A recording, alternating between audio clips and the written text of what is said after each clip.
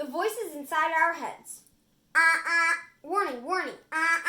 You will hear the word in way too many times in this speech.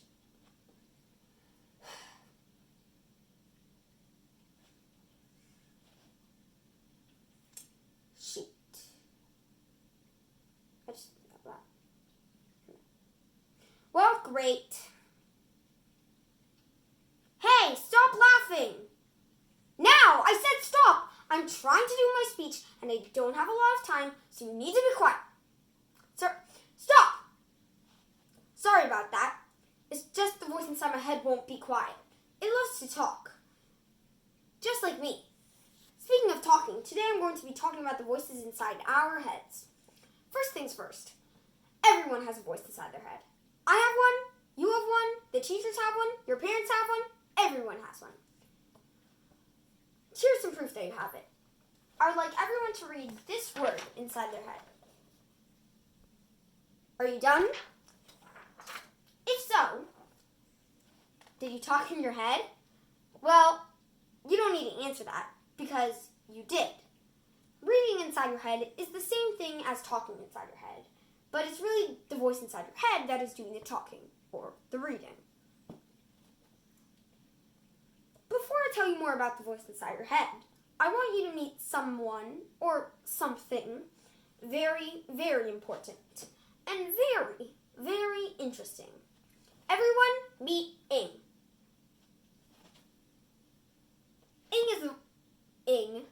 Let me do that again. Everyone meet In. Oh, I shouldn't do that anymore. In is the voice inside my head. Now I know you probably might be wondering, why is the voice in her head named In? Well, In's name is In for two reasons. Number one is because In is the voice inside my head, inside. And number two is because another word for the voice inside your head inside my head is inner speech. Inner speech. Inner speech.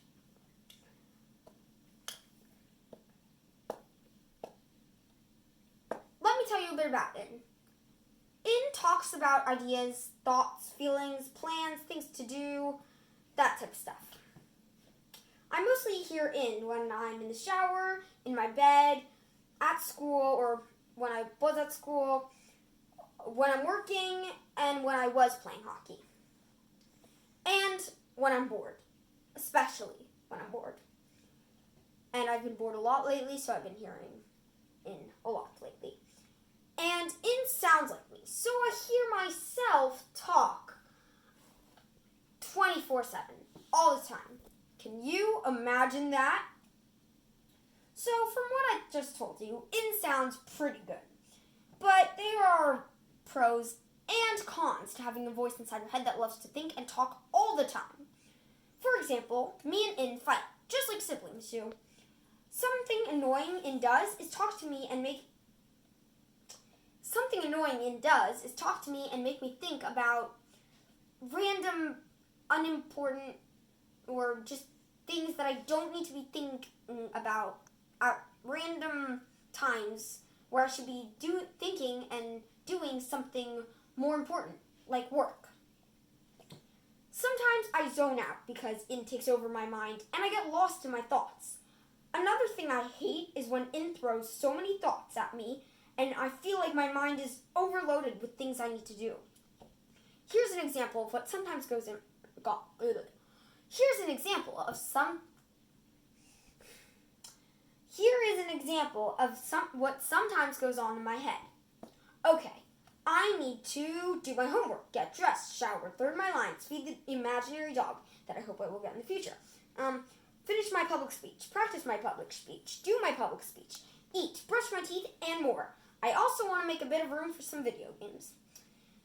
When that happens, it makes it hard to focus on doing anything, and that just makes me go, ah! Now, don't worry. In is also really helpful, and here's why. Well, since I have In, I always have something to think about. And I can play music in my head. So don't be surprised or weirded out if you see me doing this. Okay, that's enough of that. I think you get the point of that. Anyways, it's time to tell you things that I tell In when In does something good. Or says something good, or something like that. Something helpful. You get the point. Good idea. I'm going to say that. Yeah, and woo! In helps me a lot, especially when I'm working. For example, when I was writing my speech for student council, In told me these things. Good job, nice, come on, almost there. Yeah, no more work, and woo! In is annoying sometimes, but I still love In, because if I didn't have In, then I wouldn't think like me. And if I didn't think like me, I wouldn't be me. And if I wasn't me, who would be me? And who would I be? Great job, In. Great job. Now I'm thinking about this. Now, enough about In. Let's talk about the voices inside your inside your heads. Let's talk about your inner speech. Let's talk about your version of In. Okay, so to start off, there are 3 names for the voice inside your head. And you guys already know 2 of them. There's the voice inside your head, which you know, inner speech, which you know, and self-talk, which you now know.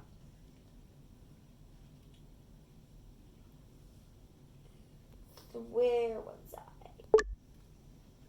Your inner speech is basically your thoughts. It's the little voice inside your head that comments on your life, whether that is what is going on around you or what you're thinking about consciously or subconsciously. Do you want to hear something awesome? Well, it's not really your choice, because I'm going to tell you it anyways. Believe it or not, researchers have identified that talking to yourself is insanely amazing for the brain. The better you are at self-talk, the better off you will be in life. So, in conclusion, all these facts prove that if you hear a voice inside your head, don't worry. There's no need to panic. You're not going crazy, and Ant-Man is not inside your brain. It's just your In. Remember, everyone has a different version of In. Everyone's relationships with their In is a bit different, and your In is not bad for you at all. I hope you and your In enjoyed my speech. Oh, and gold star for anyone who counted how many times I've said In. Thank you.